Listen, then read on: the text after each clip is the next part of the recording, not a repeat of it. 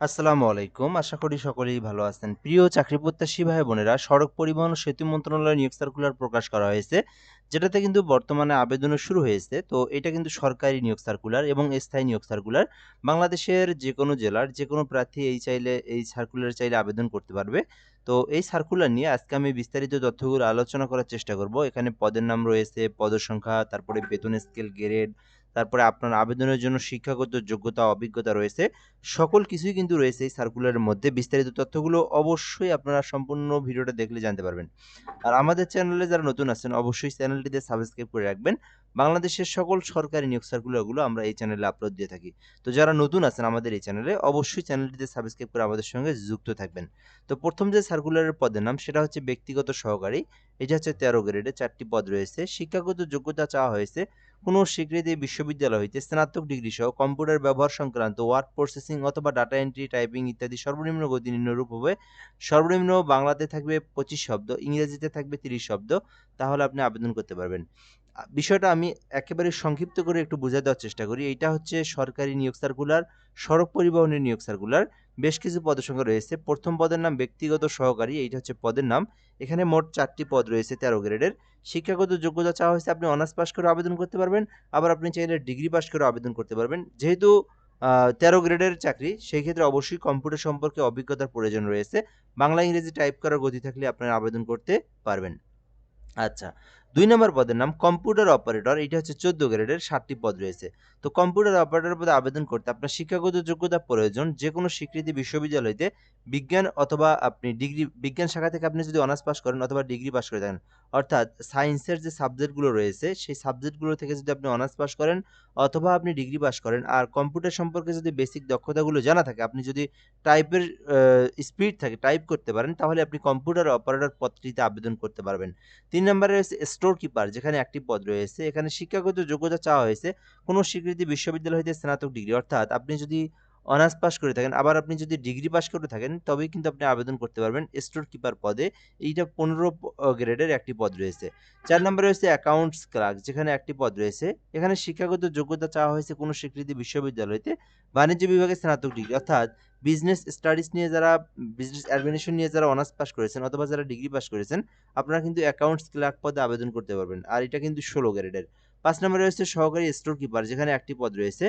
এখানে শিক্ষাগত যোগ্যতা চাওয়া হয়েছে উচ্চ মাধ্যমিক, অর্থাৎ আপনি যদি এইচএসসি পাস করে থাকেন, অর্থাৎ শুধুমাত্র এইচএসসি পাস করেছেন আর কম্পিউটার সম্পর্কে বেসিক দক্ষতা রয়েছে, যেখানে কম্পিউটার ব্যবহার সংক্রান্ত word processing, data entry operator type করতে পারেন, তাহলে আপনি আবেদন করতে পারবেন সহকারী স্টোর কিপার পদে।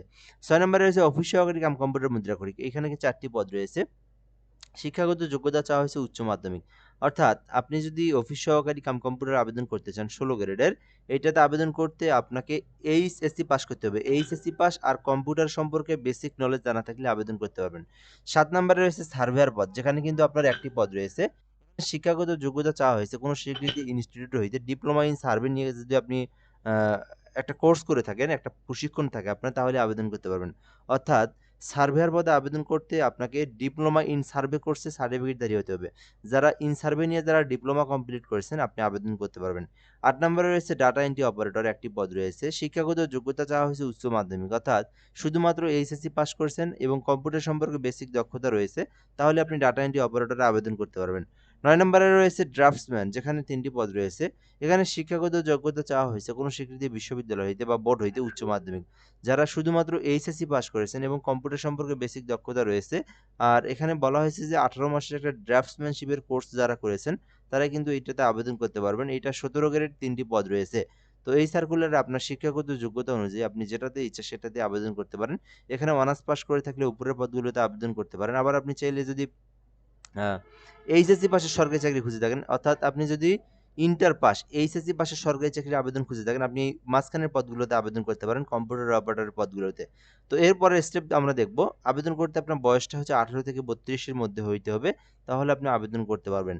এরপরের স্টেপে রয়েছে কিভাবে আবেদন করবেন, আবেদনের প্রসেসটা কি সেটা দেওয়া রয়েছে। তো আবেদনের প্রসেসটা হচ্ছে, ১ম আপনাদেরকে লিখতে হবে dtca@teletalk.com.bd। dtca@teletalk.com.bd লিখে অনলাইন অথবা গুগল অথবা ক্রোম ব্রাউজারে সার্চ করবেন, তাহলে কিন্তু আপনারা আবেদনের ফর্মটা পেয়ে যাবেন। ওখানে আপনার সকল তথ্যগুলো দিয়ে আপনার আবেদনটা সম্পূর্ণ করতে হবে।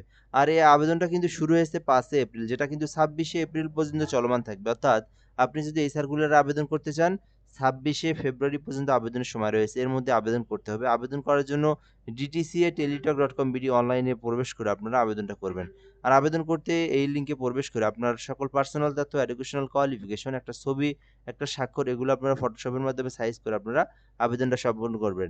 আবেদনটা সম্পূর্ণ করার পরে একটা সরকারি ফি রয়েছে যেটা আপনাকে পেমেন্ট করতে হবে। যেখানে ১ থেকে ৮ নম্বর কর্মীকের মধ্যে কেউ আবেদন করলে ৳১১২ এবং ৯ নম্বর কর্মীকের মধ্যে আবেদন করলে তাকে ৳৫৬ পেমেন্ট ফি দিয়ে আপনার পেমেন্টটা সম্পূর্ণ করতে হবে। দেন আপনার আবেদনটা কিন্তু সাকসেসফুলি হয়ে যাবে। পেমেন্ট সম্পূর্ণ করার প্রসেসটা হচ্ছে ডিটিসিএল লিখে আপনার ইউজার আইডি লিখবেন। তারপরে সেন্ড করে দিবেন 16382 নম্বরে। পরবর্তীতে পিন নাম্বার দিয়ে টেলিটকের নাম্বারে সেন্ড করলে আপনার পেমেন্টটা কিন্তু সম্পূর্ণ হয়ে যাবে। আপনার আবেদনটাও কিন্তু সাকসেসফুলি হয়ে যাবে। তো এই ছিল মূলত বিষয়। যারা সড়ক পরিবহন ও সেতু মন্ত্রণালয়ে আবেদন এখনো করেন নাই বা করতে চাচ্ছেন, যারা এই মিনিমাম এইচএসসি পাস করেছেন আপনারা এই সার্কুলারটাতে আবেদন করতে পারবেন।